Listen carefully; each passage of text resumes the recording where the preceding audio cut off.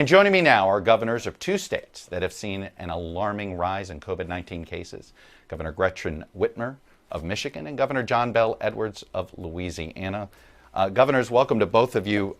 Governor Edwards, I solemnly want to start with you. Sadly, you had a report that you had a staffer die from coronavirus last night. I just figured I'd let you say a quick word about that.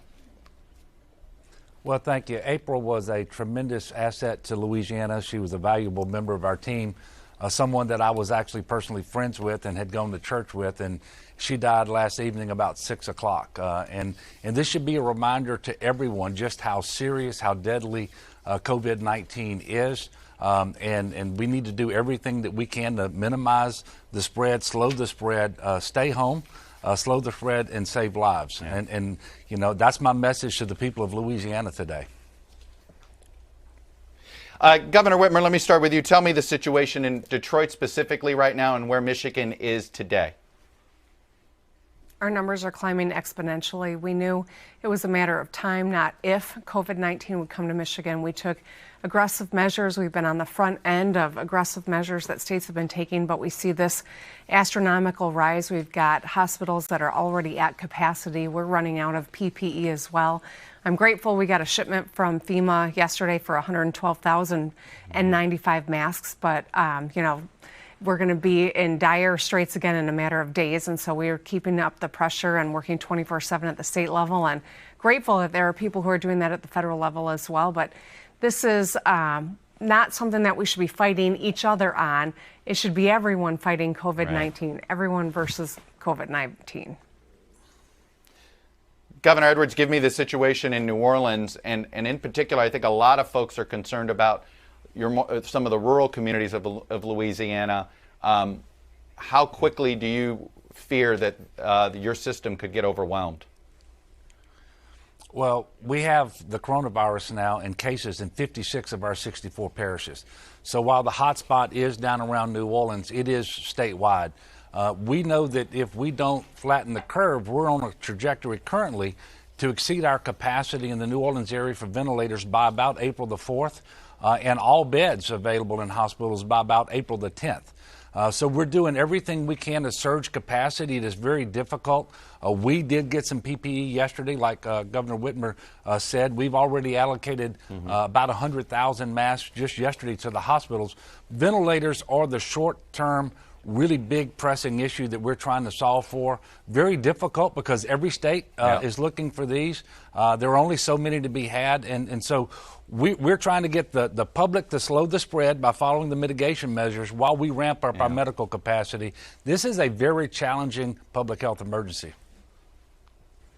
Governor Edwards, did what Dr. Burke said about the ventilator situation in particular, basically saying she's urging governors and mayors, do your own inventory, basically find anything you can. It seemed to be a subtle message that the federal government's struggling too. Well, that's true. Everybody's struggling to get these items, but that really isn't anything new. We've been doing that for many days here in Louisiana. We're inventorying all of our healthcare clinics in various settings to find any breathing device that can be used as a ventilator. Perhaps it has to be retrofitted or modified in some way. We have EMT type ventilators that really aren't designed to be used in hospitals, but they can be if necessary.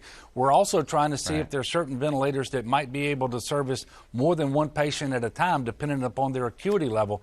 We're doing everything that we can, but we've actually only been able to procure 192 ventilators over the last several weeks when we've had about 12,000 on order.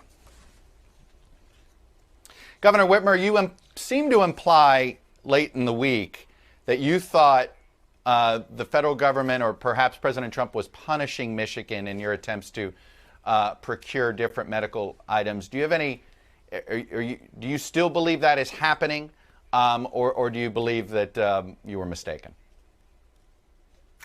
No, you know, here's what I said. What we are doing is placing all of these orders. We are contracting. We are trying to procure this in addition to the help we need from the federal government. And like Massachusetts, like New York, like California, like places all across the country, we're bidding against one another. J.B. Pritzker from Illinois observe that same thing, and then we get a notice that it's being directed to the federal government, and I think that's a frustration point that is not unique to Michigan, but it is certainly a part of the issue that we're all confronting.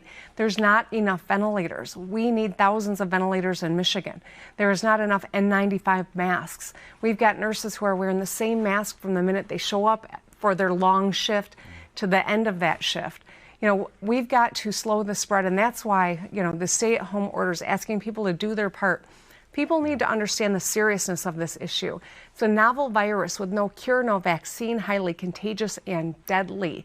No one's immune from this thing. No generation is, and that's why staying home and keeping this virus from being transmitted from person to person is really the best tool we have. But we've got to keep working to get all of these other pieces of equipment. And when we're bidding against one another, it's creating a lot of frustration and concern. And that's exactly what I was trying to convey. And the same thing that's been conveyed by others on both sides of the aisle. Governor Whitmer, I'm just curious. The president seemed to direct Vice President Pence to not call you, not talk to you. But Vice President Pence is talking to you. Is your relationship with the Vice President a good working relationship? And are you going to attempt to heal your relationship with the President? I think everyone at the federal level and the state level, the states across the country, are working 24/7. This is a challenge. This is a moment where the enemy is COVID-19. It's not one another, and that's why I'm grateful for the partnership that we've gotten. I've talked to the Vice President a number of times. We're working with everyone from the White House on down through FEMA, DHHS, the Army Corps of Engineers, because it's got to be all hands on deck.